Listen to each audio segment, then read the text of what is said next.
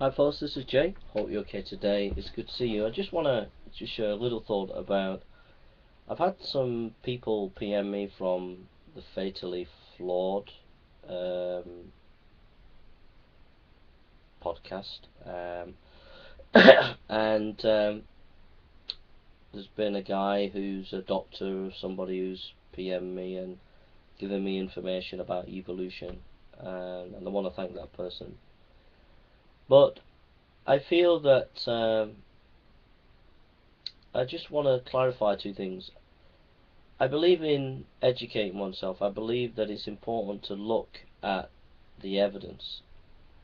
And I've read a number of stuff on evolution, and I find that even if you didn't educate yourself on evolution, even if you just had the most uneducated understanding of evolution, you still couldn't believe in evolution.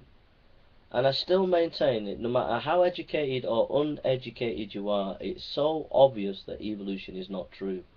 You don't have to be educated to know that evolution does not work. Mutations and natural selection working together do not produce new species, new anything. Okay? There might be modification of a species, but it doesn't produce new species. And so therefore, and basically it comes down to mutations. The rate of mutations within a human being or within any creature is so random and so numerically impossible to produce any new type of species. You don't have to be a mathematical genius. It's just common sense. It just doesn't. It cannot work. It's impossible. And whatever you say and whatever you throw, mutations and natural selection just does not work. And that's the end of the matter. And you can throw out your retroviruses, you can throw out your DNA evidence and your archaeology evidence or whatever.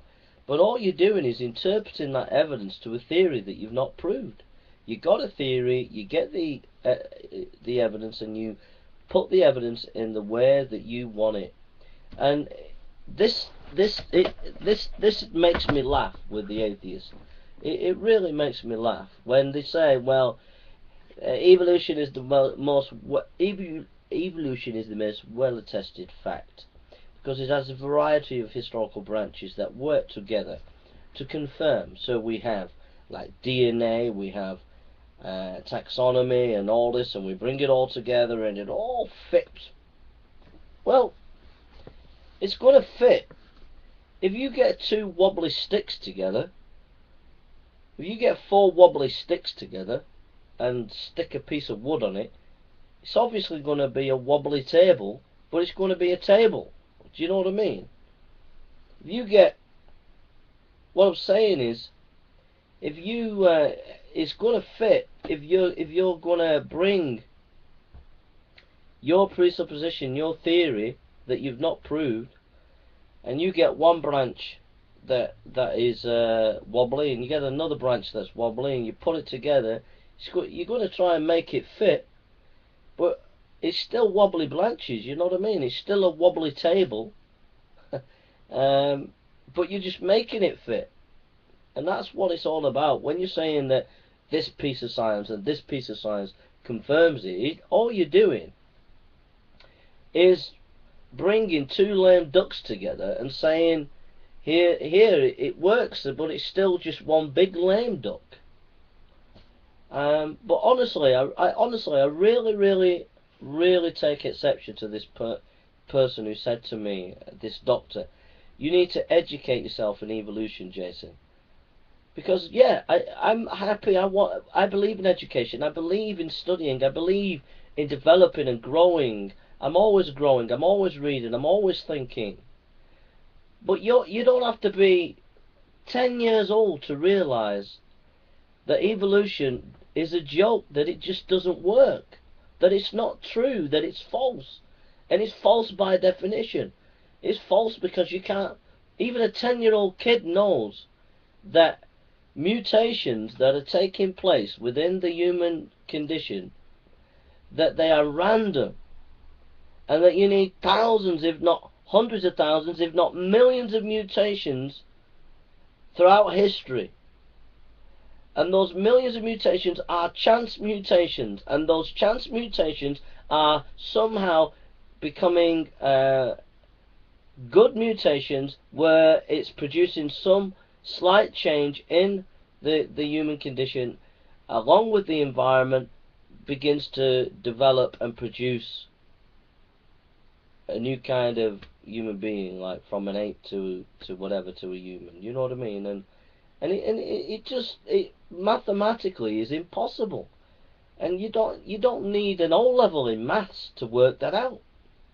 You don't need an O-level. You don't need any qualification. You don't need anything to work out that mutations and natural selection do not produce new species. We have no evidence of this. The only best you can give is bacteria. Bacteria is bacteria at the end of the day. Or finches, and finches haven't even changed to anything else. That's the only evidence you can produce. You can't produce any evidence that shows, and the whole point of it is you can't verify evolution. It's a historical process, and it's a historical process that happened over billions of years, and you cannot do any test to see whether it happened over billions of years. You cannot observe that. And it's so obvious, but yet you so-called clever intellectual people can't see it. And you buy into all this so-called, all the sciences match up. And they don't match up. They don't match up. They match up because you're forcing it to match. Because you want it to match. Because you've set up the scales within the development to match. And all this saying, we have fantastic precision in our dating methods. That's a load of nonsense. It's absolute nonsense. You were talking, right, about billions of years, measuring billions of years of the development of biological structures over billions of years, and geological development over billions of years, and I'm telling you, it's an absolute impossibility that you can have any precision whatsoever in radio dating, whatever, to date those things. It's impossibility.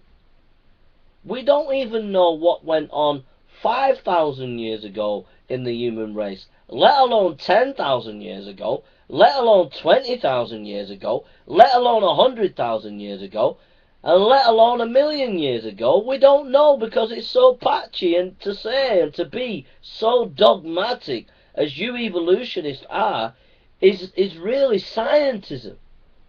It's scientism dressed up as some kind of intellectualism, some kind of clever intellectualism, and all you do is blind people with science. Talk about retroviruses and get it all complex, so everybody's just shaking their head and saying, oh, it's all complex.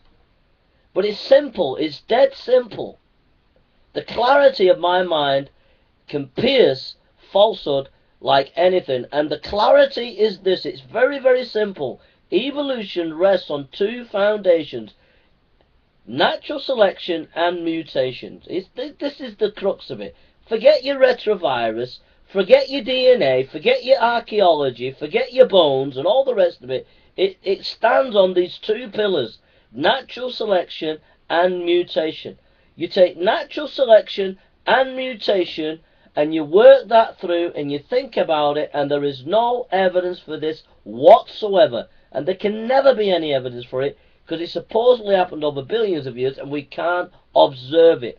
And if you cannot prove those two things, natural selection and mutation working together, all the other stuff that you might throw out about retroviruses and about all the DNA and all the nonsense that you keep throwing up, all it is psychobabble to confuse the masses, to complicate issues, when it's very, very simple. You've made a theory, natural selection and mutations. We look at that, we examine it, and it does not stand up to intellectual scrutiny. And you don't have to be a genius, you don't have to go to a university, you don't even need any O-levels, you don't even have to go to high school to know that it is an idiotic idea and it does not work. Okay? So stop trying to browbeat us as if you are the intellectuals, because you've got PhDs and all this science and all that, and anybody else who doesn't believe in it is an idiot. Because I'm telling you now, you with the PhDs in mathematics and biology are the biggest idiots on the planet. Because a simple idea that is the most stupid idea that doesn't work, you with all your PhDs have bought into the most stupidest, daftest theory that's ever been known to man. Right? Now, I'm not against education. I read all the time. I've read some of the top biologists in this field of evolution. I will constantly read the top stuff. I will constantly read academic articles. When I am coming on my show, The Burn Show, and we're doing evolution, fact or fiction, I will look at the DNA. I will look at the retrovirus. I will look at what the latest scholarship is saying in all the various branches and fields of evolution that are connected to it. And I will look at the key articles, the key scholars, and I will meditate and I will think about what they say. But at the end of the day, I know that what they're going to say when I look into it is going to be a load of hogwash, because they'll be pussyfooting around, they'll be dancing around the issue. They will not actually be dealing with the basic thing that they need to prove, that is mutation and natural selection working together does not, I repeat, does not produce any new species or new modified forms of species, or whatever you want to call it. We do not see apes developing into new kind of species. We don't see it, we never have seen it, and we never will see it over billions of years, because you're not going to be there to observe it. And when you go to the bone structures when you go to the bone structures and the fossils in the ground, and you pull them up and you put little apes' heads and big apes' heads and all that, and you line them all up, all you're doing is putting that evidence to suit your own theory. That's all you're doing. Okay? We can all do that. What you need to prove is that process. It's a process. If you can't prove the process, then all you're doing is fitting evidence to fit your theory. And it's as simple as that. You don't have to be a genius to work that out. I'm sorry I'm getting frustrated with you intellectual atheists out there and you evolutionists out there. You are so proud and so full of yourself, so intellectually arrogant. This is not, do not give me no nonsense again. And tell me, do not tell me that evolution is this beautiful science. It is not a beautiful science. It is a political, I repeat, and I believe this with all my heart, it is a political whipping, a whip, that has been used in the West since the days of Darwin to beat Christianity with. Because if evolution is true, by definition Christianity is not true, because it all depends on sin coming into the world. If sin did not come into the world, Christ did not need to die on the cross. Okay? So evolution strikes at the very heart of the gospel. It's saying that we came and we were we developed from matter, and we are not sinners. And Adam was not a real person. So evolution is a direct attack upon the Christian faith, and as far as I'm concerned, evolution is satanic. It is not science. It is a systematic attack on Western intellectuals since the days of Charles Darwin. A systematic political attack against the Christian faith. And anybody who challenges evolution in the academic world is systematically attacked by the intellectual elites and not given the right to have a different opinion or to do any research against it. And I will live to my dying day as a defender and of creationism, and I will fight evolution.